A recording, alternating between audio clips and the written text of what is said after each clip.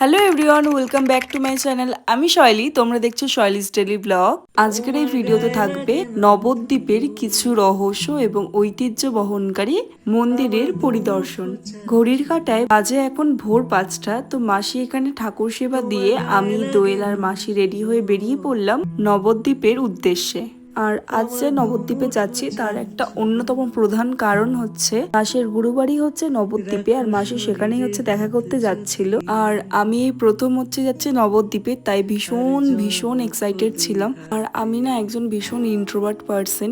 Video চলাকালীন voice over দিতে আমার ভীষণ ভয় লাগে, বিশেষ করে রাস্তার মধ্যে, কারণ আমার মনে হয় যদি কোনো ভুল করে ফেলি, যদি কিছু ভুল বলে ফেলি, যার জন্য আমি পরে ভেবে চিন্তে সুন্দরভাবে ভয়েস ওভার দেওয়ার চেষ্টা করি। তো যাই হোক, এখানে কথা বলতে বলতে আমি চলে এসেছিলাম আজকে ত্রিবেণী রেল স্টেশনে। এই ত্রিবেণী স্টেশন থেকে হচ্ছে আমরা আমাদের গন্তব্যস্থলে যাব। মাসি ওইদিকে গেছিল টিকিট কাটতে, আর দোয়েল আর আমি হচ্ছে যেই প্ল্যাটফর্মে আমাদের ট্রেন দেবে সেই দিকে এগিয়ে যাচ্ছিলাম। তারপর মাসিও চলে এসেছিল, আর আমাদের ট্রেন ছিল কিন্তু 8টা 10-এ, যেখানে আমরা 1 ঘন্টা আগে চলে গেছি। তো গিয়ে তো সকাল সকাল প্রথমে একটু গরম গরম চা খেলাম। আর এখন যেহেতু বর্ষাকাল, কখনো বৃষ্টি, কখনো রোদ, কখনো বা গরম। এখন ঘড়ির কাঁটাতে বাজে 8টা 9, আর আমাদের ট্রেনের জন্য অ্যানাউন্সমেন্টও হয়ে গেছে, যার জন্য আমরা উঠে দাঁড়িয়েছিলাম ট্রেন ঢুকছে বলে। তো ট্রেন আসতে আমরা উঠেও পড়ি, খুব লাকিলি ভাবে সিটও পেয়ে যাই, যেহেতু জার্নিটা অনেকক্ষণের। ট্রেনে সিট পেয়েছি বটে, বাট ট্রেনের সিটটা ছিল রং সাইড।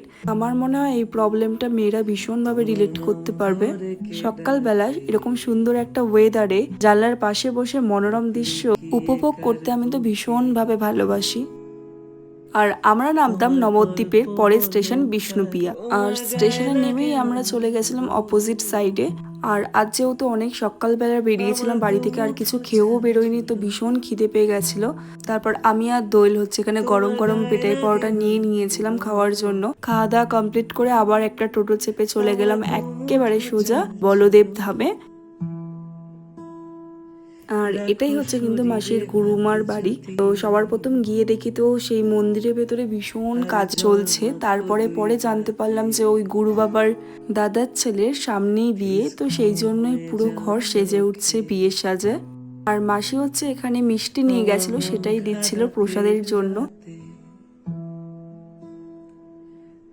যার প্রতিমা তোমরা দেখছো এই মুহূর্তে, ইনি হচ্ছে কিন্তু এই মাসিদের বালাবাড়ির যে মন্দির উনি স্থাপন করেন। তারপর মাসি আমাদের নিয়ে চললো সেই রহস্যময় মন্দিরের উদ্দেশ্যে। আর এখানে না একটা জিনিস আমি নোটিস করলাম, সেটা হচ্ছে কি বলতো, যে কটা মন্দির আছে না সবগুলোই কিন্তু কাছাকাছি, মানে খুব একটা ডিস্টেন্সে ছিল না কোনো মন্দিরই। নবদ্বীপের একটি বিখ্যাত অন্যতম একটি মন্দির হলো এই